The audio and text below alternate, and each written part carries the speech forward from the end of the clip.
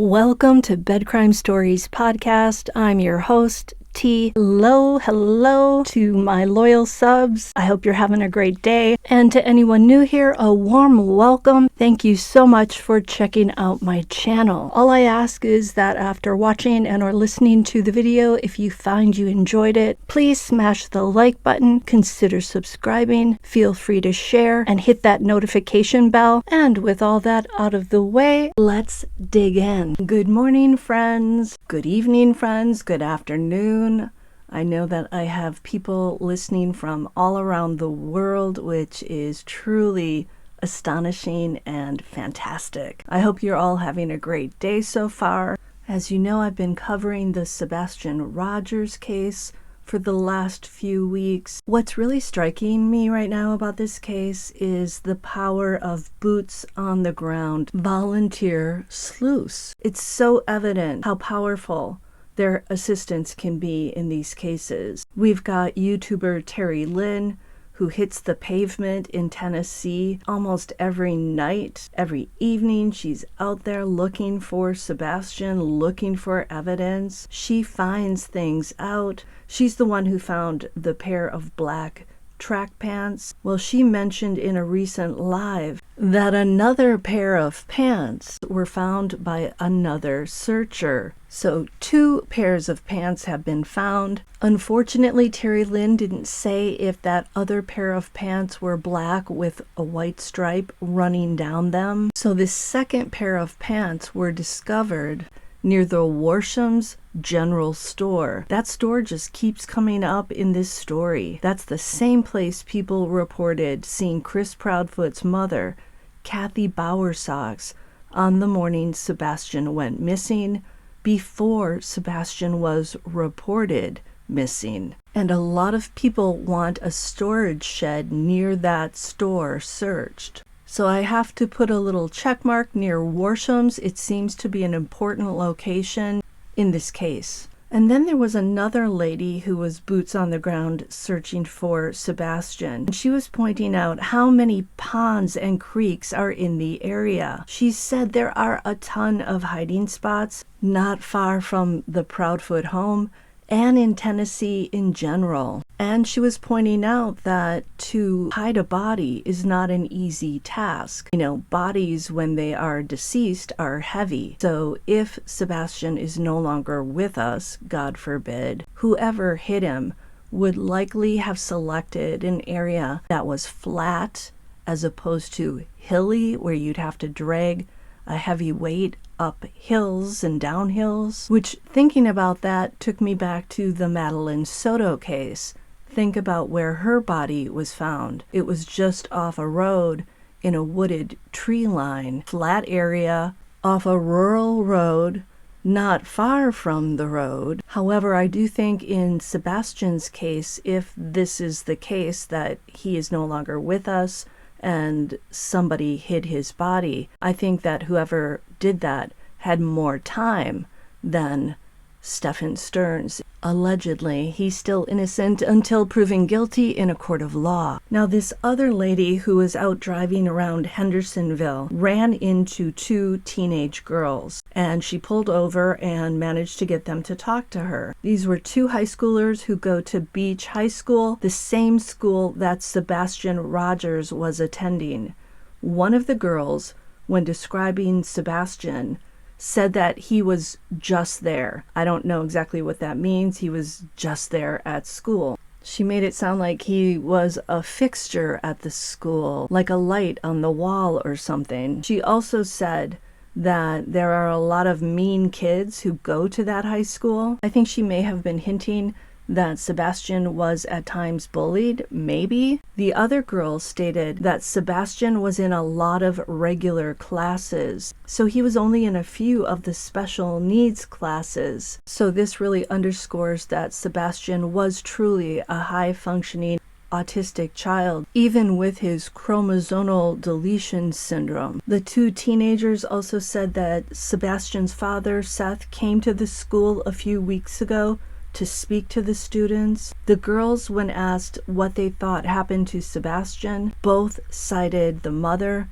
and stepfather as likely being responsible for Sebastian's disappearance. And YouTuber Terri Lynn also ran into someone whose brother knew Sebastian, and that person stated that Sebastian was a quiet kid. And when this person was asked what he or she thinks happened to Sebastian, they responded that they believe that the mother and the stepfather are involved. So the consensus among Sebastian's peers, at least these 3 peers, is that mom and stepdad are involved. Now, Terri Lynn was driving around at night, like very late at night, and she was in the Proudfoot's neighborhood. She turned her headlights off at one point so that the audience could see just how dark it is outside that home. And the darkness and the loneliness of the main road out there made it clear that Sebastian would not have opted to leave the confines of the Proudfoot home. Late at night, in the darkness, he either left out of terror, someone forced him out, or someone drove him out of there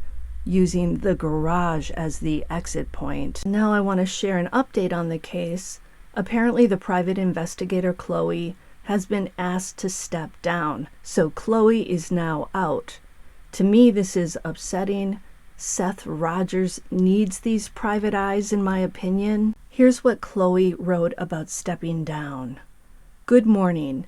As many know, I've been the private investigator on the Sebastian Rogers case. I've been involved since early March and have worked consistently and tirelessly with many incredible people in this community. I need to announce that I've been asked to step down.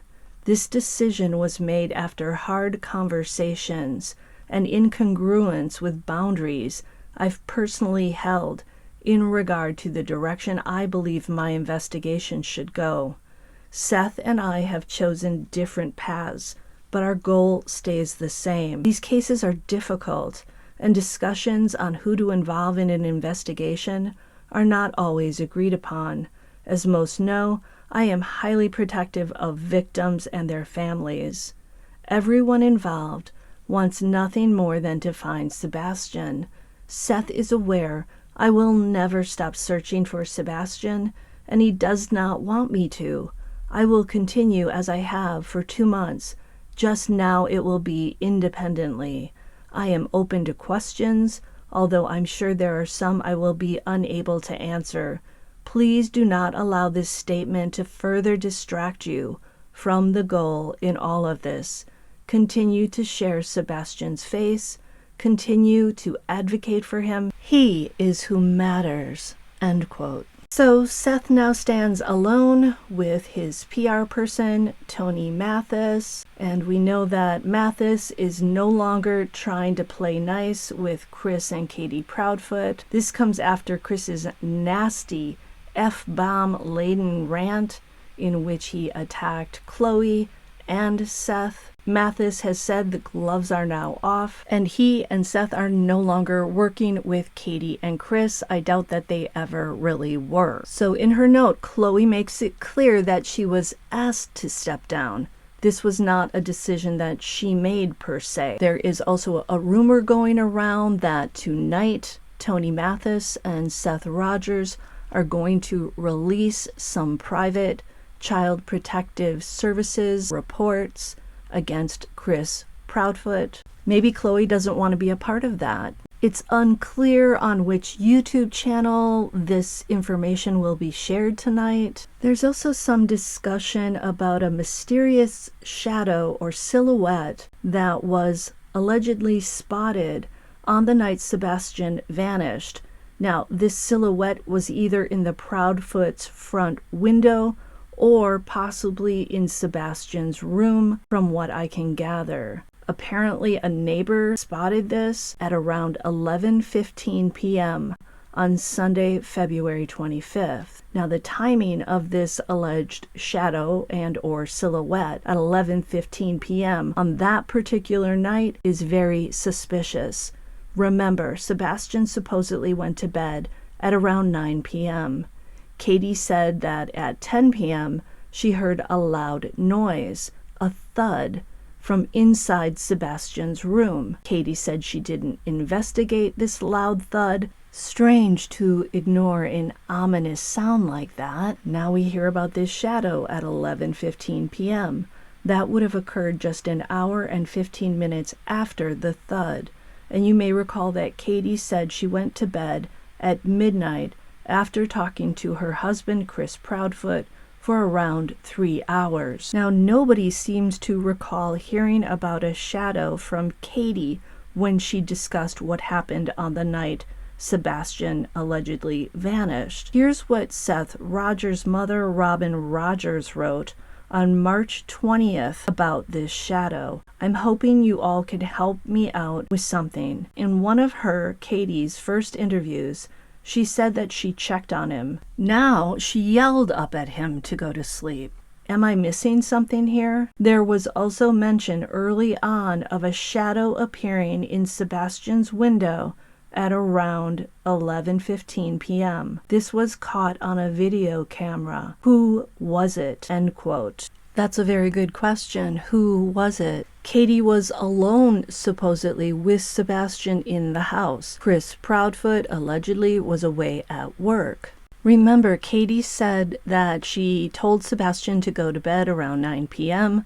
At 10 p.m. she heard that loud thud. She shouted up to him. She did not go into his room. So if it was quiet after the thud, starting at 10 p.m., that would suggest that Sebastian fell asleep. Katie says that she went to bed around midnight after that long 3-hour call with Chris. I'm assuming that this silhouette or this person, this shadow, was an adult-sized shadow. So who was it? Who was in the room? With all these strange details, it's shocking to me that law enforcement hasn't mentioned the words foul play. Now, there's also another Facebook post, this time by a neighbor who spoke to another neighbor about this case, and here is what one of those neighbors posted. Quote, I was told by a close-by neighbor that morning she saw Katie outside with police when she went to take her kids to school. She stopped and asked what happened. Katie told her she told Sebastian to go to bed around 9. She fell asleep on the couch, never mentioning the conversation between her and Chris, woke up around 11:30 p.m., went in to check on Sebastian, which she previously said she didn't do anymore now that he's older. He must have been awake because his light or a light was on, according to this neighbor's Ring camera. She said she told Sebastian to go to bed. He had to get up the next morning. She walks across her house to go to her room to go to bed. She's walking through the kitchen. She hears a loud noise. She yells back at Sebastian, asking him what that was. He says, nothing, Mom, go to bed. So she does. According to the neighbor close to them, their Ring camera shows the lights going on and off because it's so dark. This neighbor also mentioned seeing a silhouette in the front room, possibly dining room window, for a couple of minutes, then all the lights go off. Neither Chris nor Katie have ever mentioned this. End quote. Here's one thing that I know for sure. The truth never changes. When someone's telling the truth, they don't hesitate, the words flow easily, and every time they tell the story, the details are the same. A second pair of pants found, a mysterious figure or shadow captured on security video, either in the Proudfoot's front room and or Sebastian's bedroom at 11:15 p.m. Kids of Sebastian's own age also suspect the mother and the stepfather. We know kids don't just go poof in the night. They are somewhere. They went somewhere. Something happened to them. And in this case, the last person who was allegedly with Sebastian, his mother, Katie Proudfoot, is not saying a word. Why is she silent? Until the next time on Bed Crime Stories. Now smash that like button.